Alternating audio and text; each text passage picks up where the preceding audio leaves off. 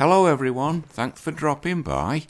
Last week, as you will recall, I did a video about sexual market value in both men and women and whether they were both sexes after short-term relationships or long-term relationships.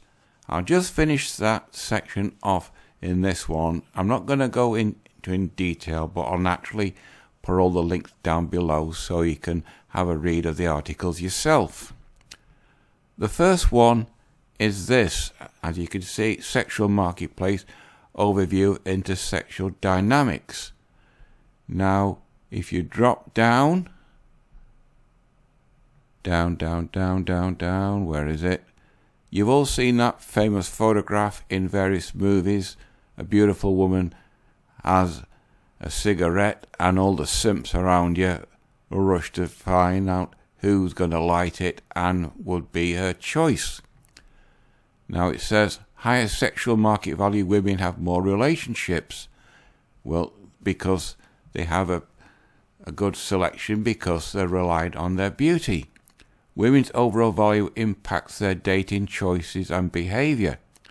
Less attractive women have fewer chances of securing high-quality men, so they may lower their standards and be more willing to engage in short-term sex. Obviously, they prefer sleeping with a high-quality man, i.e. the 80-20 rule or the 90-10 rule.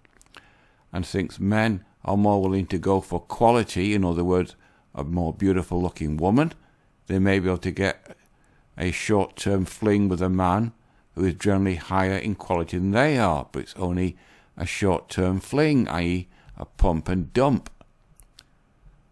But there are limits to beautiful women's dating power. So women have power, men just parade and hope to get picked, i.e. that famous photograph. And it says, female power plotted against male sexual market value distribution. Here's where women dominate.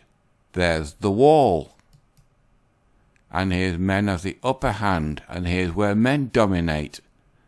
But remember, the guys in this section, they might go for women here, but they are picky and not warrant women here because women here are in post-wall. But when it comes to children, guys in this section will generally go for women in this section because this is where a woman's true power is, in her youth, her beauty and her fertility.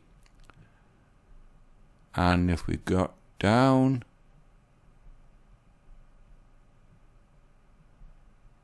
where is it? As you can see, there's a lot of reading. There's a classic example, a rich, powerful old man and beautiful young women. Even though they probably didn't want to be sleeping with him or having sex with him, he had power and status, which is overcoming their, obviously, turn off by his looks. Now that is a sexual market overview of intersexual dynamics.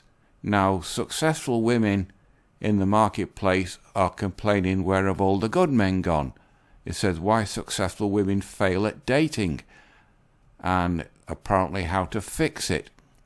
So if you go down, here's the graph again. Dating place for women. The better she is, the harder it gets. Career women. Here's her youth and her beauty. And then here's the wall. She hits the wall, her career goes in, but the more she gets into her career, the less men she can pick up. Once again, the guys in this section want mostly the women in this section. The guys in this section will probably date women here, but once it comes to children, once the woman is here, her options go down rapidly. I'm about here, so I'm not bothered at all. And once again, dating marketplace for men and women of similar high value. In other words, men and women in the corporate environment. Sexual options he is happy with. Dating options he is happy with. Sexual and dating options she is happy with. But if she's here, the guys that are here, they don't want to get involved because they got options. No, most likely here, where a woman is a peep, and here's the wall.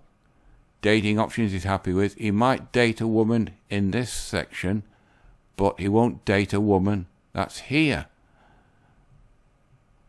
And there's an oversupply of high quality women. There are no good men left, i.e. where have all the good men gone? And this is interesting in the MGTOW perspective, not counting China. Percentage of more women than men in higher education, 2012 to 2016. Here's the United States, 37%. Here's Britain, lagging a bit behind. And there's Australia.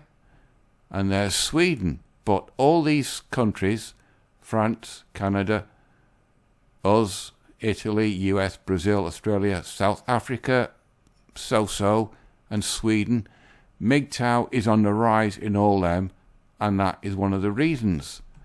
Because we have this dating thing. Women in the corporate ladder, they don't want to date men who are lower than them. They want to date men of a similar high value as them. But the guys in the corporate ladder, the high value men, they want more younger, more fertile women when it comes to having relationships and especially children.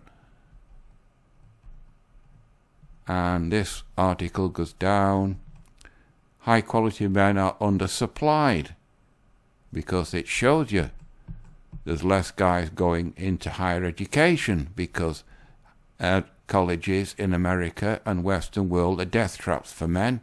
One word, wrong word, and he's kicked out on a false sexual harassment charge. For many men, looks trumps success. For many men, youth trumps experience. A guy wants a woman that's young and fertile. And a bit from Sex and the City. She's in prison. Host of smaller issues compound career women versus successful women. And limitations of this analysis, and then you got the solutions. The final one is this: hypergamy. As the optimum mind says, the optimized man says hypergamy is ingrained into women and there's nothing we can do about it. As it says, hypergamy is a fundamental innate female drive to seek men who are better than they are, i.e. the 80-20 rule or the 90-10 rule. And this is the diagram I finished off on last week. As you can see, she won't go any lower. Women seek higher status men. Top 1% floor level, yes, sex and no commitment, pump and dump. That's why a guy's here. MGTOW is a way for him to go from here to here by looking after himself, improving his chances, his wealth, his resources. He goes up the pyramid, and then there's more women going after him than if he stayed at the bottom. As it says, bottom 40%, bottom 40% of women. Low chances, but these women, you see, get sex, no commitment. They want to improve the dating. They want to date up. And they're rejected. A guy lower, he gets rejected by the lower 20%. So his best option via MGTOW is to get up here, and then he gets the top 3 levels of women after him. Anyway, I think we're on the 10-minute mark now, so I'll just wrap this section up with sexual market value, but I'll naturally put all the links below. But it seems that MGTOW is the way to go if a guy wants top quality women as he's not going to get any chances from this bottoming because they all want the top quality men themselves. I think I'll do something about the number of single people in America and the Western world next week because I found some links. But for now, that's it for this one. You know the routine: like, dislike, comment, subscribe. It's completely up to you. So until next Monday, that's it. Bye-bye.